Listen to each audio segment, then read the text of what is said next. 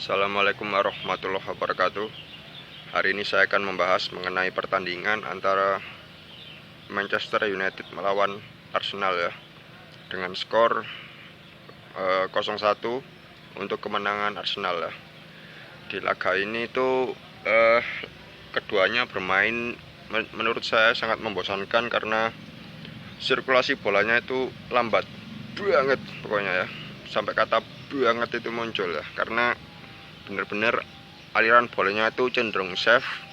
Kalau nggak samping kiri, samping kanan, bawah, samping bawah, samping belakang.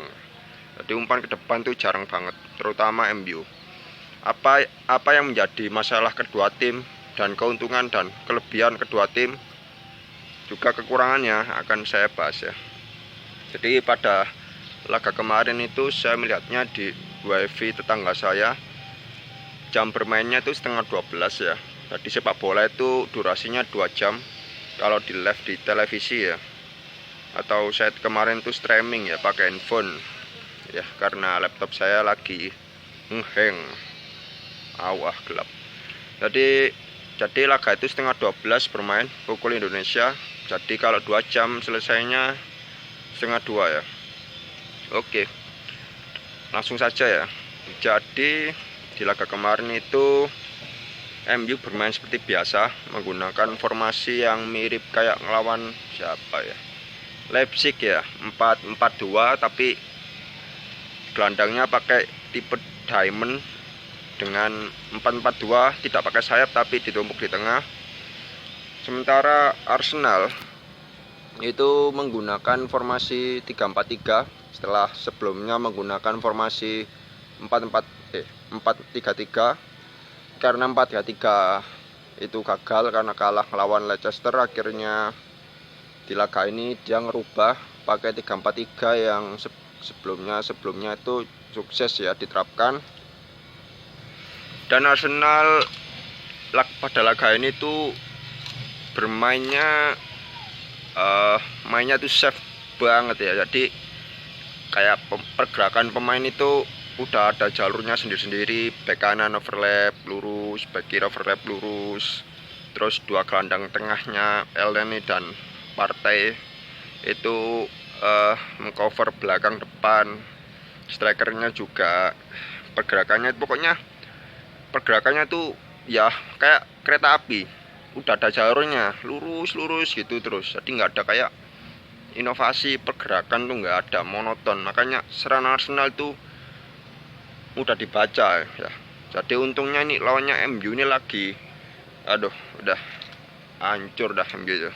Hari gak kayak ngelawan PSG atau ngelawan siapa itu, Chelsea itu mendingan loh, ada sistem. Kalau kemarin tuh wah sudah gelap pokoknya MU kemarin itu. Karena banyak masalah MU kemarin tuh. Satu, aliran bolanya itu lambat.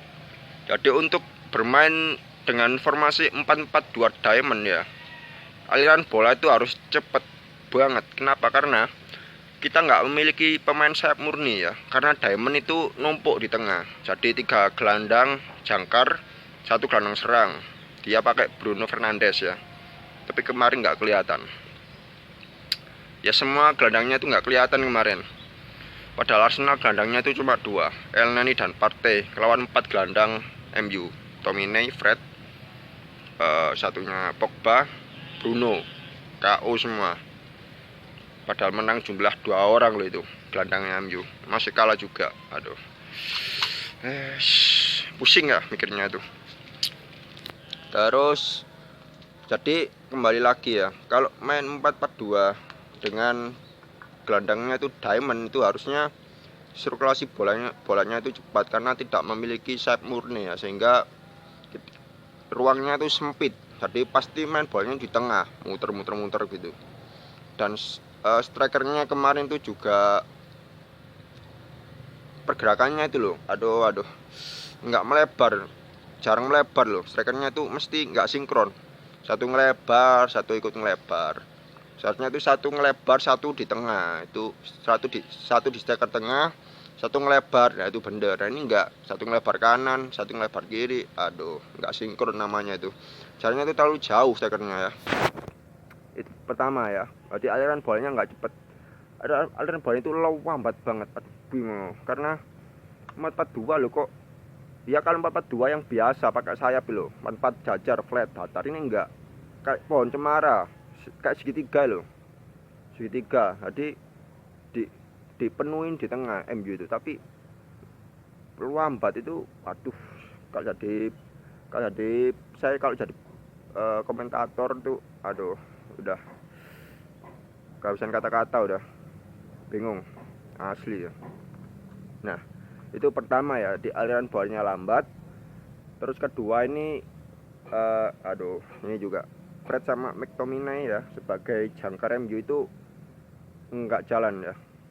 Jadi Paul Scholes ya, di situs bola.net.com itu dia bilang kalau dua pemain terburuk MU itu Fred dan McTominay. Kenapa? Karena dia terlalu mundur, terlalu jadi back tengah gitu kata-katanya. Jadi jarang ikut maju untuk membantu serangan. Kalau menurut saya ya, yang melihat pertandingan itu, satu, MU ketika nyerang Fred sering diumpan ya. Jadi Fred itu tugasnya kayak siapa, Jorginho, Pjanic gitu, ngalirin bola.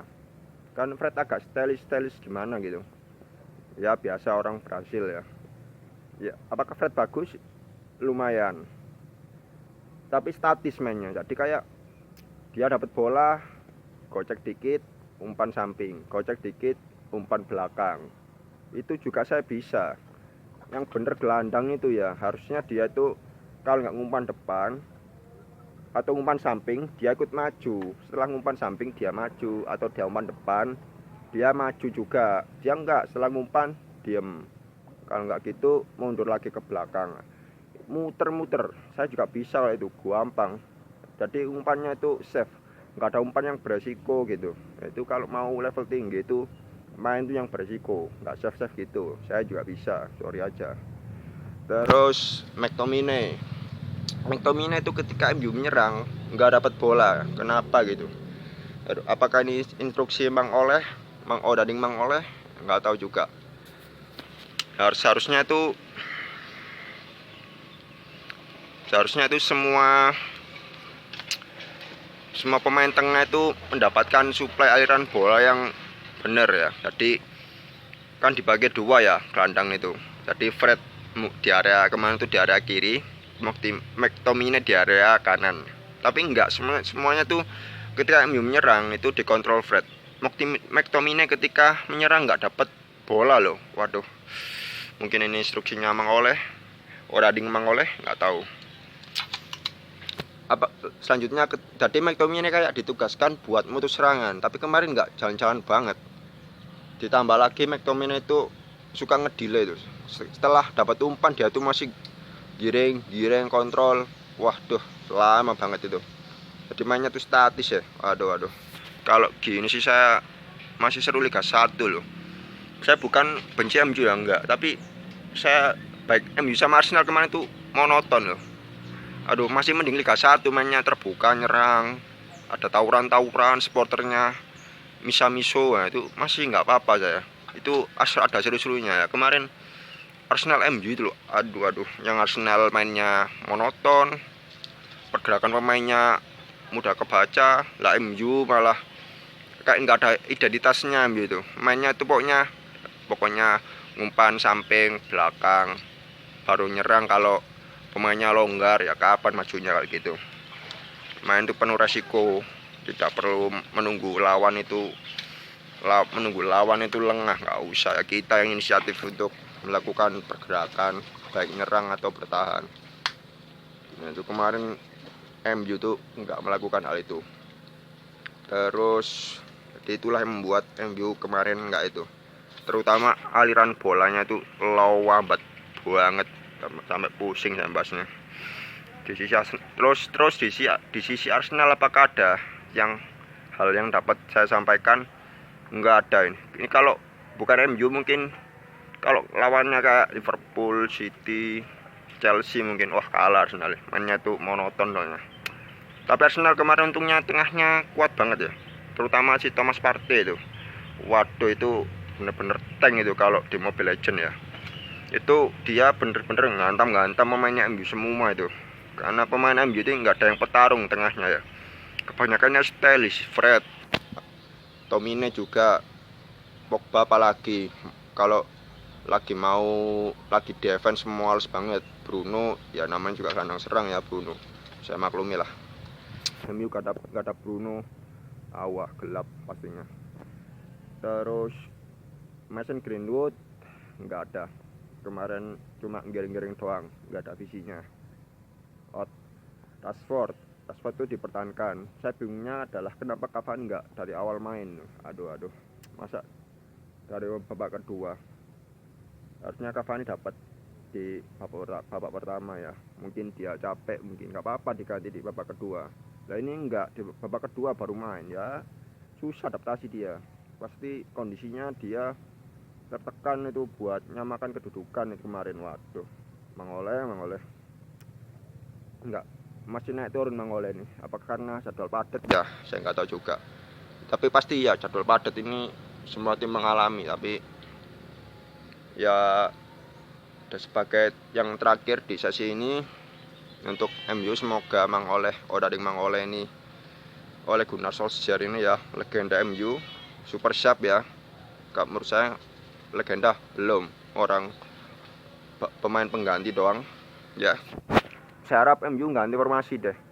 Diamond ini gagal banget ini, nggak tahu caranya main sepak bola Diamond oleh baiknya ganti aja formasi apa gitu. Terus Arsenal saya harap mereka beli gelandang serang ya. Aduh, di tengahnya nggak ada kreativitas. Tadi mainnya tuh kaku gitu. Aduh, itu kalau nggak ada si siapa, nggak ada Aubameyang tuh serangannya nggak jalan kayaknya. Apalagi kemarin Lacazette, aduh, itu hancur Lacazette kemarin tuh nggak sama sekali nggak memenangkan bola apa gitu. Aduh, itu kenapa Lacazette itu sampai diganti Nketiah yang pemain dari mana itu. Aduh, tapi saya puji Arteta karena banyak memainkan pemain muda. Sekian dari saya. Wassalamualaikum warahmatullahi wabarakatuh. Kecewa